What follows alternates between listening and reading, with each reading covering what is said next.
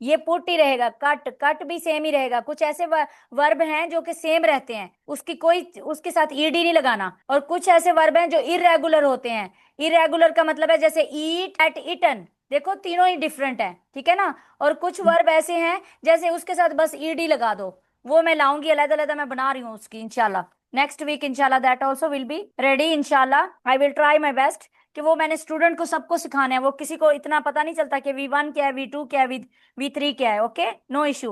Okay, wake up. Okay ma'am, अब woke up इसका आएगा, क्या, वोक अप। मैं जाग वोक गया अप, हूँ। I woke up.